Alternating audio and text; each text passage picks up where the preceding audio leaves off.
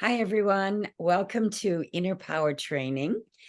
I'm Rebecca, and I have a special guest today. I met him on the Jeff Mara podcast that we were both on.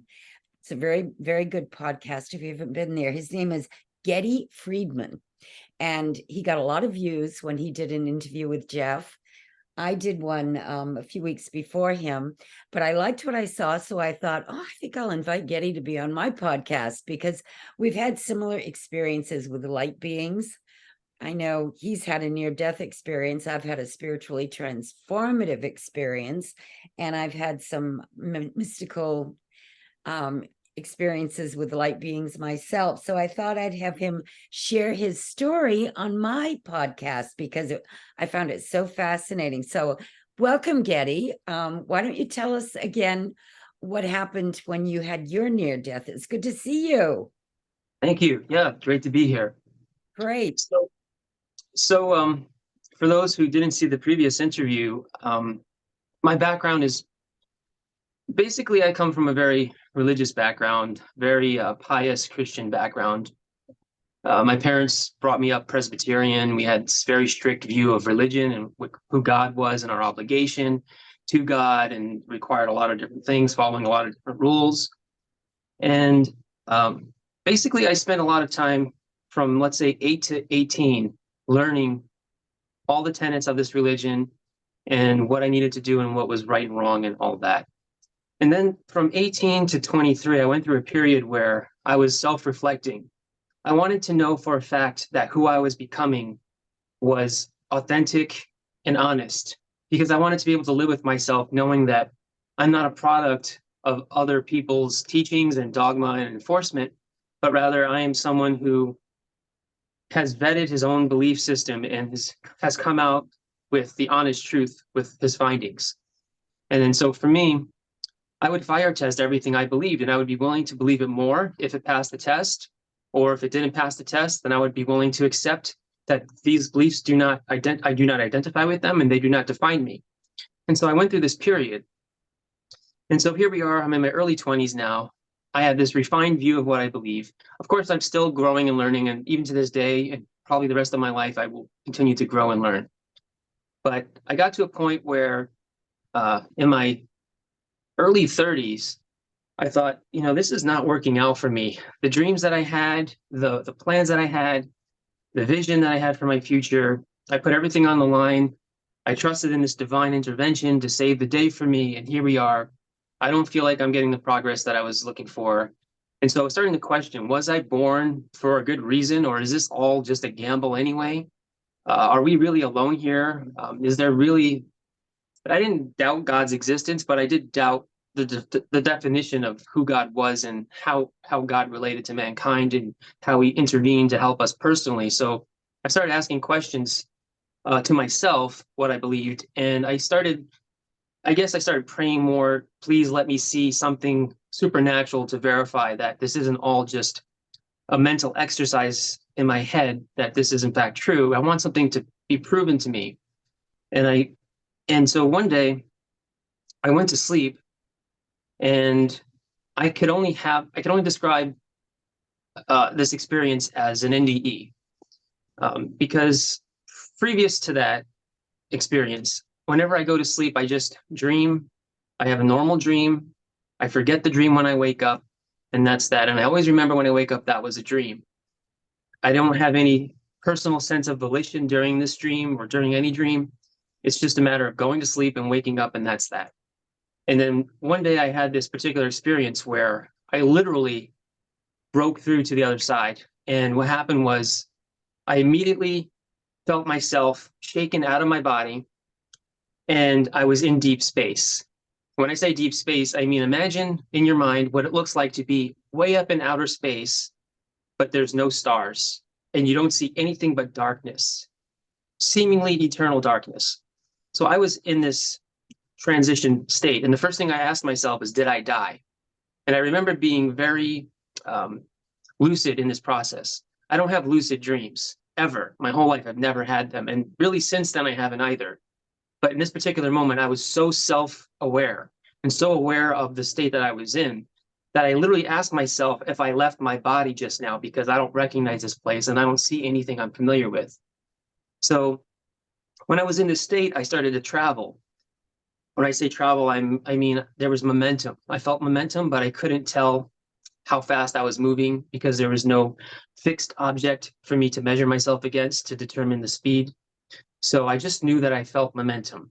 I looked around, up, down, sideways. I saw absolutely nothing but void, deep space.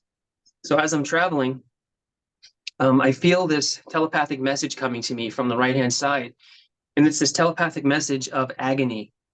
Basically, it's some sentient beings are in pain and they're calling to me and trying to pull me in to wherever they are.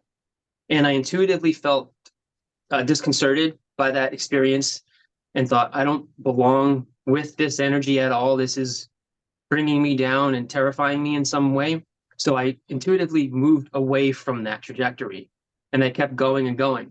Eventually, I got to what can only be determined as the light realm. Now, this light realm is all made of light. It's so bright that you can't even see any ground or fixed objects or anything. It's just white light beaming at you so loudly that you literally feel the light penetrating through you. And there were all these beings lined up at the border, and they were all slanted like this, kind of like diagonally, with their heads tilted toward me. It was really strange.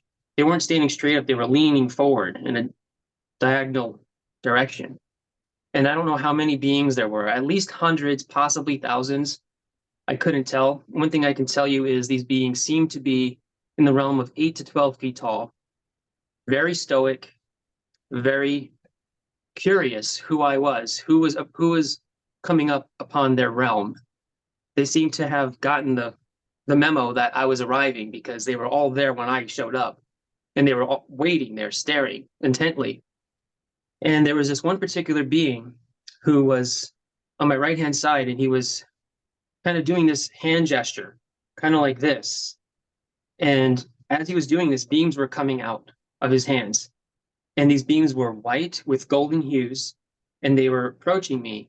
And as they hit me, they were laced with communication, like literal telepathic communication was downloaded into this light. And as it hit me, it was basically telling me, this is the end of your destination. Are you ready to proceed?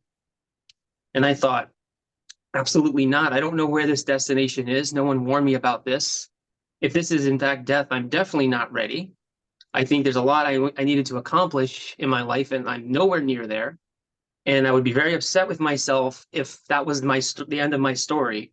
So all of these thoughts went through my mind at that moment very quickly, and I was scared at the prospect of approaching into this realm. And so I reasoned with this being. Apparently it was telepathic because I don't know how I spoke. I don't think I had a body. Maybe I did because they saw me, but I don't know that I had a body. I didn't see hands or feet or anything. I didn't walk on a ground that was solid, so I couldn't tell you what I had. But I do know that these beings did have bodies because they were very tall and very lean. I mean, extremely skinny, and once again, stoic and very attentive. And so after I reasoned with this being, I snapped out of that realm and woke up in my bed. And from that point on, I started investigating what an NDE is, what the afterlife might look like, what an angel might look like. Has anyone had an experience like this? I wanted to start cross-referencing my experience with other people. And that's how I got into this whole NDE community, because I had this experience and didn't want to just forget about it. It seemed real, it seemed life-changing and foreboding, actually. And I wanted to know what all of that meant. I couldn't just live with myself and forget these things. Well, So I researched. Did you find after this experience that you were different in any way as far as your abilities or the way you approach life? Did you have a different perspective? Yes, I definitely, well, my perspective, rather than be different, it was more fulfilled. Ah. Because the perspective I was trying to obtain had a lot of empty spaces in it. There was a lot of holes in my thinking, and I wanted to fill up those holes with knowledge, not faith, if that makes sense. A lot of times people don't know what they don't know, so they just automatically assume, and then they live their whole life under the faith of that assumption. For me, I don't like living like that. I want to have as little faith as necessary. I mean, at some point you're going to have faith because you can't know everything, but at least know as much as you can. So it was really important for me to learn more. And so this experience, the combination of this experience and then my research following the experience really taught me a lot about what the soul is, who we are, and how this body is an avatar that's holding us temporarily. Now, these are all conceptual ideas that religions teach you, especially Christianity, but you never really internalize this concept. You just kind of have that to-go answer when someone asks the question, but you don't really think about what it means. But when you have this experience, you actually know what it means because you've lived it. So for me, it was transformative because I realized that communication is telepathic, that all of us are united through the light. And the light isn't just a metaphor, it's an actual transcendent reality. We use it as a metaphor because we're tapped into the awareness of what it is, but it's actually literally the light. And the light has communication laced in it, and the light comes from us. We share that light with others, and when we do so, we illuminate their soul with our knowledge and growth, and then we have this feedback loop of growth together. And so my experience really taught me that if I took this knowledge that I had in this experience and applied it to this physical realm, of course, with all the limitations of natural law, then I can really perfect the earth experience. And I can really live up to what my soul would want to have done if it had the second chance, which I feel like I kind of have.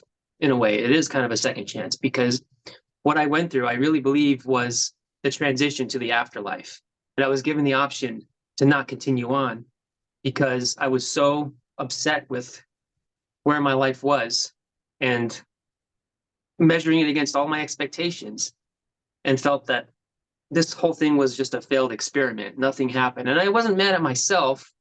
I thought I did all the right things, but this world just doesn't reward the right things. And so I felt this is not working out. If I'm not given some type of help here, then I don't see how this is going to change. Well, And did you so, feel like the beings of light helped you? Were they giving you guidance? How many beings yeah, were there altogether on the other side? well, that the beings that I saw that were there waiting for me were well into the hundreds, Oh, wow. thousands. I couldn't tell you because as far as the eye could see, but they were so tall that at a certain point you don't even know what's behind like the 10th row or 20th row. So, and I noticed that some of them were taller than others. They weren't exactly the same size. Some were Hmm. shorter. And it's kind of like if you go to a concert in the standing room section where someone standing in front of you is taller than you might have to lean sideways to see between the two heads in front of you, just so you can see the stage. They did that to see me actually. So Hmm. there were beings that were somewhat shorter than those in front of them, and they leaned, and I saw them tilt. So not only were they leaning forward, but some of them tilted like this way or that way between the two heads in front of them to get a clear view of me.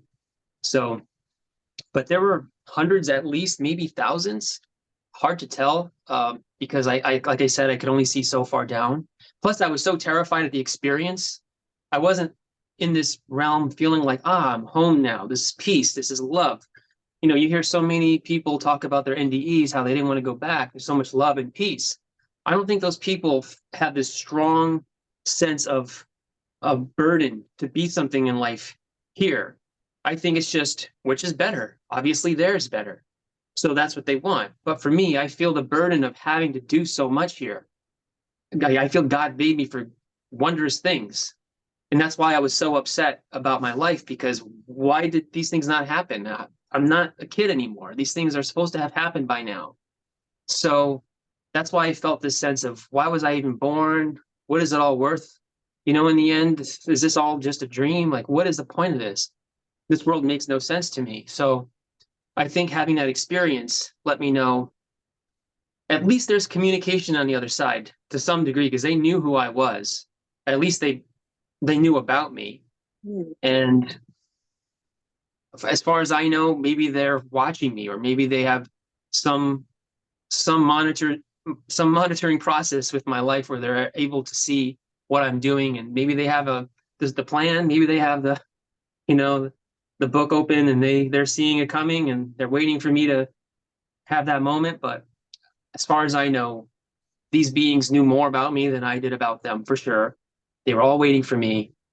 And maybe there's other realms. I mean, maybe there's other openings, or maybe there's other entrances, depending on how much your soul has evolved and how much you've learned. You might end up at a different part of that realm, a different station, for example, with a different set of beings. I don't know. I mean, I There, only know what I experienced. there are infinite parallel universes that we're living in simultaneously because there really is no Mm, time. And you obviously went to a place where you were welcomed by these beings because they sent you some positive energy with the palms of their hands, I think. And they're helping you. And it's like when I had one time I totaled a car with no seatbelt on, broke the windshield with my head, broke the steering wheel. And the first thing that came to me was, I haven't completed my mission. I have a lot to do while I'm here on yeah. planet. I'm not ready to go. And I walked away from that accident without even a cracked bone, which was, I Mm, didn't even think about it as being miraculous until a long time afterwards. yeah. Breaking the windshield with the head and not even cracking, making That's it. pretty serious. Yeah. Yeah. Wow. But this is the thing. I mean, you're obviously being guided and protected. And you've mentioned to me that you're a polymath. Can you talk a little bit about that and what that means? Sure. So we live in the age of specialization. We live in the age where people are told, grow up, go to school, get your degree, find a job, work that job for 30 years, whatever. You'll get a pension, you'll retire, and you'll hopefully die with money. And that's supposed to be the success story. I mean, that's the success story that has been handed to us since the second industrial revolution, basically. And in this age, it's just starting to dwindle. I think more people are waking up to the fact that college debt is crippling the lives of people, that degrees become obsolete after so many years, and the knowledge is changing in the various industries so rapidly that it kind of doesn't make sense anymore. So people are starting to think twice about what they should do. But all in all, we still live in the age of specialization where people want to work a job to get their security, to have their income stabilized, but then they don't look at life as an opportunity to grow and to learn and to expand. For me, as much as I would love to be financially abundant or profitable in every aspect, it's what's more important to me is growth of the soul, growth of knowledge, growth of understanding this experience, evolving, fulfilling potential as to who I can be, all the things I can learn and grow and do. And so a polymath is someone who has vast knowledge in a number of fields. And I've studied so many different fields to the point where I have the philosophy of Leonardo da Vinci. He said, study the art of science, study the science of art, realize that all things are connected. And whenever someone teaches me something, or whenever I'm reading something or watching a documentary or whatever, I always, even if I don't know about that particular subject specifically, I know something about another subject that I can draw from and learn the new subject more rapidly, because I find the connective tissue between all things. And as a polymath, that's how we think. We have a lot of neurological connections in our brain. And by learning one thing, we already learned a few other things, or we can at least reference to something we've learned. And I think that's the best way to grow, because as you progress through life, all that you really have is your soul and what you've become internally, what your soul has become, not your body and your finances and your home and how many friends you've had, how big your family is. Those are all good things to get you by here and make this time more meaningful and beneficial and happy. But when it comes to where you go after this life, even if you die together at the same time in the same place, there's no guarantee that you're going to end up at that same place on the other side. even if you both end up in the light realm, who's to say you're going to be in the same opening or the same station, like, for example, where I arrived? Maybe that's based on my path. Maybe there's a soul direction or soul trajectory that I built throughout my life that brought me there, and someone else who has a different experience is going to end up somewhere else. So in the end, it's really who you are, who you're becoming. And as a polymath, first and foremost, I look at all information as knowledge, not as a subject that I'm learning. So if I'm studying a particular subject, I don't look at it as I'm learning this subject. I look at it as this is going into my grand knowledge base of all things, and I can apply it to anything else. And the same thing goes for being a Renaissance man. It's very similar. I'm expanding my abilities and my capacity as a person to grow and evolve. So I like identifying myself with words that encourage me to grow and evolve, not say, this is what I am, here's my box, look inside it whenever you want to, and close up the top when you're done. I like to think that this is a universe that I'm living in. There's endless numbers of things I can learn. If I live to be 10,000 years old, I will still be learning when I'm 10,000. And so what I'm trying to do here in this finite life is gather as much information as possible from as many fields as possible, and then let that accumulate to evolve me in any way. And also, the more you learn, the more helpful you are to others. So although this is a very introspective and somewhat selfish pursuit, the ultimate goal is to make yourself more valued to others as well. Right. So the Now, more you learn. subjects that you're more interested in than others, like Yeah, absolutely. art, is it psychology? Is it metaphysics? Yeah. So a few subjects that I'm particularly interested in more than others, I would say um, epistemology, because that really lays the foundation for everything you know about everything. The same thing with philosophy, your way of interpreting the rules and the realities of each subject. So philosophy is multidimensional, and so is epistemology. It applies to everything. So you can have a philosophy of one thing, a philosophy of another subject, a philosophy of this thing and that thing, and so forth. So philosophy is a very important thing for me. So is epistemology. I'm very into human psychology, human nature, natural law. Um, And you told me you've written some books that are on Amazon. yes, yeah.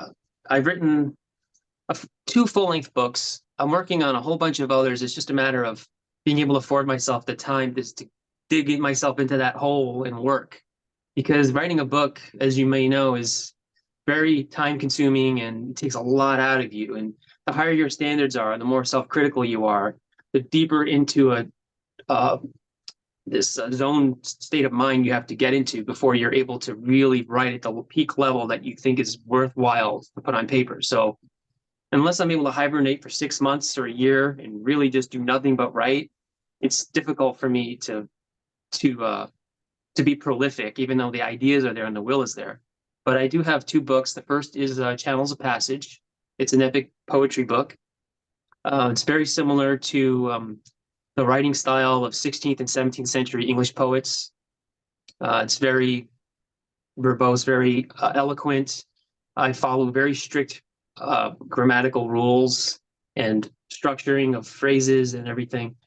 And it's although it is a love story and it's semi-autobiographical, what I found retrospectively, looking back into the content, it wasn't just a story of me seeking love or learning about love. It was me learning about myself, what caused me to want this type of love, what caused me to be able to deliver this type of love. And even though I wrote about it, I didn't consciously tell myself, this is what I'm doing. It just came out naturally. So I think a lot of people who read it will appreciate it. Most of my readers are females because most females are more open to poetry, especially on the topic of love, than men are. But I think it would help a lot of men, especially with their relationships, making themselves more appealing and attractive to women, to expand how they think and how they communicate. And I think this book can help them with that. And then the next book I wrote was Common Sense Reignited, an address to the patriots of America. I wrote it in 2020 during the lockdown because I didn't like what this shadow government was doing to the world. People we didn't elect were telling us what our rights were, what we're allowed to do, what we weren't. They were dictating policy as if they were gods. And I really took that to heart and thought, I can't allow myself to be so opposed to these lockdowns and these demands and mandates and not say anything about it, or just talk to my friend here or there. I need to put the word out to the world and let them know what America was founded on. So I thought, how can I do this? So I remembered in 1776, the founding father who really imagined the future of America was Thomas Paine. He's the person who wrote Common Sense.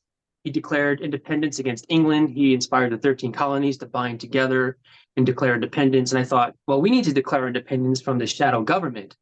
I mean, that's the real threat now, not monarchy. It's not a king overseas. It's like these people who are running all these globalist institutions that are controlling politicians through all the countries like puppets. And they have all these policies that they can lock down business, destroy all your dreams, keep you in your house, make sure you can't see your dying loved ones. All these things are being imposed on us. And I thought, this is not freedom at all. Now, it's one thing to advise us, recommend us to do these things, but to force us by law or mandate and then arrest people for not complying, that's just totalitarianism. I can't allow myself.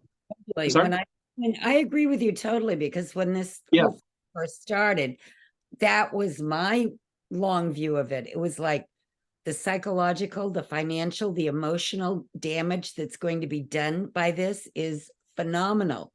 And I'll tell you, one other thing I wanted to mention, because I love the fact that you're Common Sense and 1776, because when I had my own personal spiritual transformational experience, one of the downloads I got was how important freedom, like we created in this country called America, Absolutely.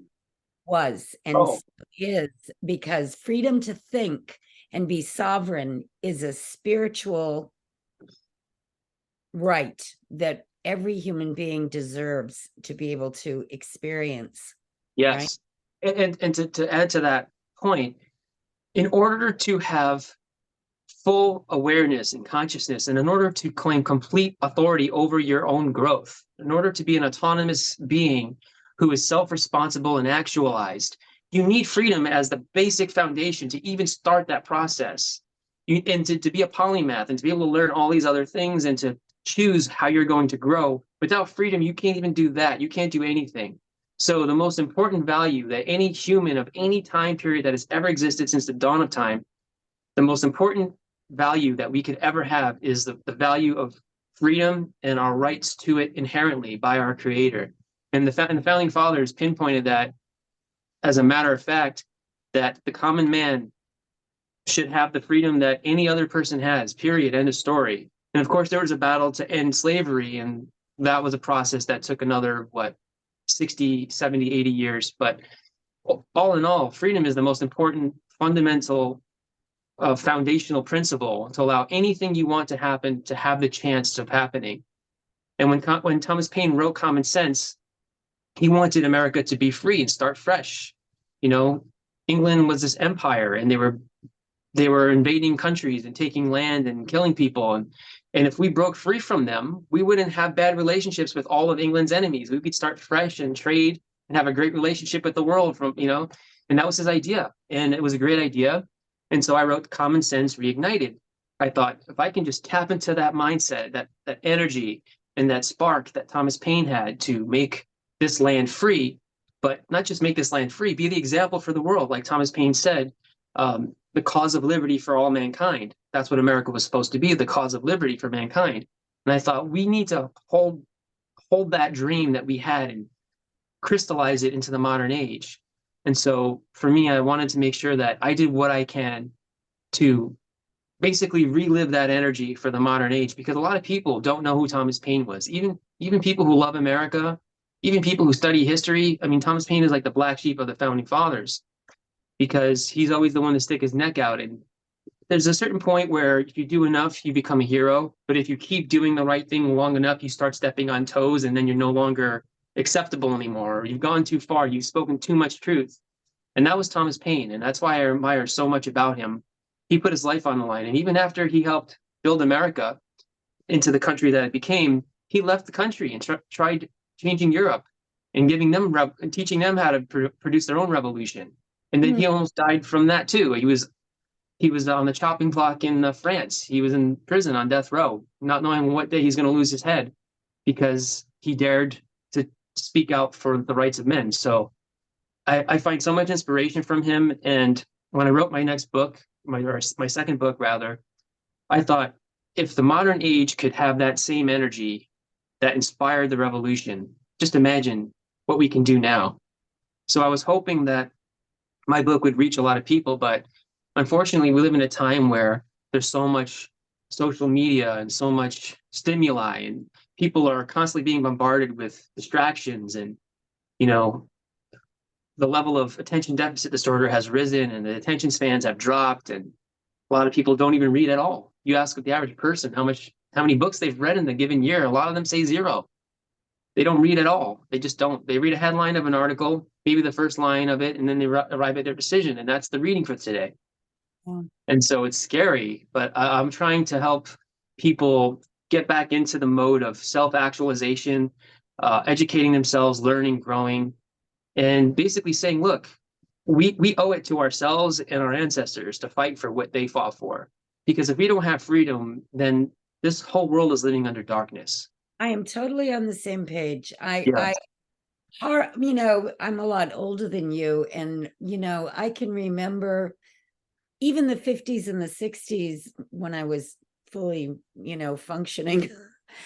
The freedom that we had then is almost like, ancient history now, because we've allowed so many things to tell us what to do, and eroded so many things that we just took for granted that we never thought we'd lose in the first place. But it just keeps creeping up on us. And It's like, I admire you for writing about it. thank you. It's like that cycle that we hear. Strong men create good times create weak men create bad times create strong men. And it's a cycle. And right now we're at the stage where weak men are creating bad times. And we're going to have to learn a lot of lessons the hard way that we already learned a few generations ago. We got to relearn them all over again because now we forgot what it costs to get what we have. And freedom isn't free. We're always one generation away from tyranny. And no generation is exempt from doing the work necessary to maintain their freedoms. And it's like this: if you're not vigilant, then automatically assume you're losing your freedoms. You have to know what freedom is. I mean, Yeah. a lot of people don't even know what it means when you say sovereign. I had to, when I first took sovereignty over my own body and realized I didn't need people out there telling me what to put in it or how to take care of it, because I'm connected to my higher self, to the God within me. It's a different mindset. It's from being trapped. Yeah. And you know what I think it is? It's you have to have a love for the truth so much that you have to know what it is, to the point where you're not allowed to just hear it from someone else and just say, okay, yeah, that's right. Because the same fire in me that wants me to fire test all of my beliefs about religion, about relationships, about the meaning of life, about my career, about anything I'm doing, is the fire in me that maybe question what government is doing toward me, and what rights am I losing, and how much of my ability to make my own choices are you taking? And the more rights you take from me, the less I even control who I'm becoming. Now I have to live with the person you made me to be. That's Right. not what I want to be. I want to be the person that I've chosen to be based on honest assessment of what is best. And if you're taking that from me, then I'm living my life as a lie from that point on. And I think we live in a world now where so many people are living lies. And all they do is they pat each other on the back because, oh, you're living a lie. Well, I am too. Maybe it's really true after all. And so they just have this power of numbers where they think if enough people believe the lie, then it's just automatically true now. No, it's still a lie. It's just a much bigger lie now.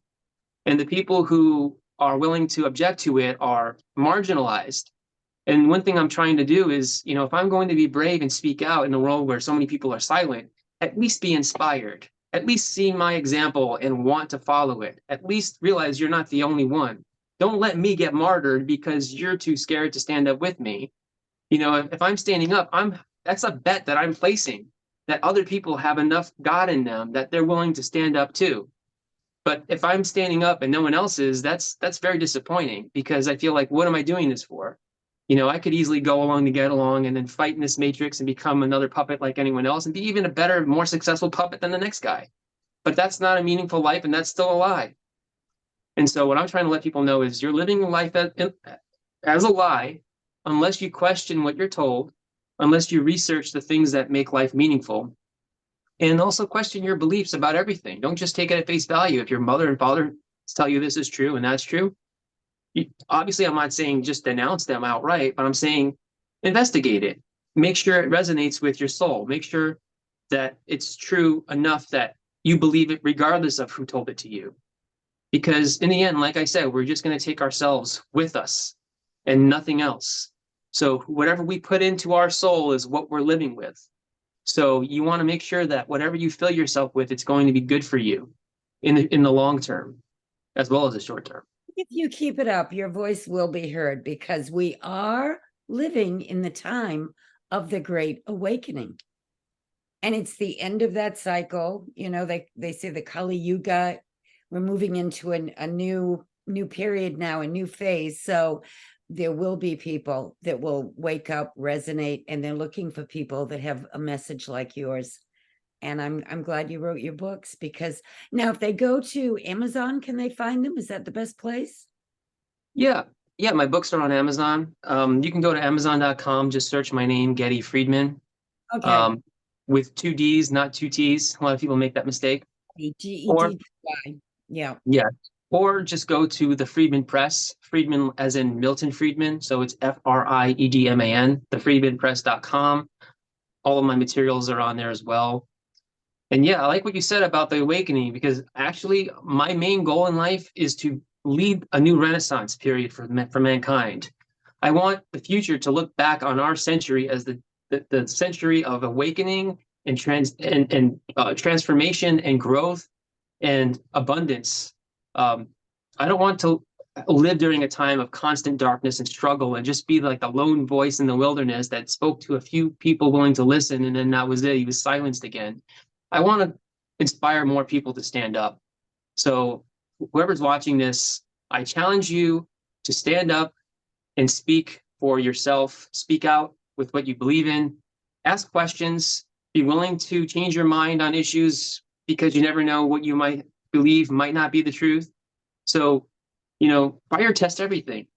Don't just believe things at face value. Research, be diligent, be honest with yourself with what you find. And when you see a right violated, speak out against that violation, because like Martin Luther King said, a threat to justice anywhere is a threat to justice everywhere. And if one person is being marginalized, who's to say you're not next?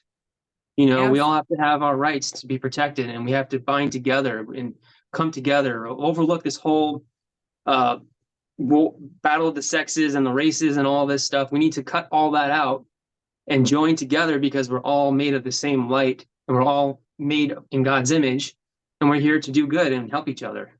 And so freedom is the the theme. And freedom brings us together. Freedom brings us all together. Freedom and a certain amount of tolerance. The only thing we can't be tolerant of is evil and injustice. Anything else, live and let live, as the saying goes. Yes. Now, is there anywhere else that you website or anything that you have that you'd like people to take a look at? Or you can just find me on social media. I have a Facebook page, Geddy Friedman, Polymath, and Renaissance Man. I'm on Instagram. I have a few pages on there. Geddy Friedman, that's my public figure page. I have Get Talks, which is an Instagram where I just talk on various subjects. Well, your book is fascinating. I hope yeah. people check them out on Amazon. But yeah, absolutely. And if anyone who's watching this, if you read my book, or if you order my book, please read it, because a lot of people buy it and then they don't want to read it because they get busy. Don't let that happen to you. Be committed, read it. And when you're done, I would appreciate a review. I would appreciate letting other people know about it, because this is all grassroots. I don't come from big business, big money and banking and all this. I come from my mind and my heart and my soul, and that's it. So I'm doing all the work, and I'm hoping that it resonates with people enough that they share it and grow from it. So by all means, if anyone's reading my book, please leave a review, pass it on. Even let other people borrow it. That's fine. You know, in the end, I'm just trying to awaken people and get them mobilized. Absolutely. And Yeah. I wrap it up at this point because we've been on for quite a while, but I loved hearing your story, and hearing what you have to say about being a polymath is very, very interesting too. So thank you. And anyone that's interested, you know where to find his books and check it out. I highly recommend him. Thank you.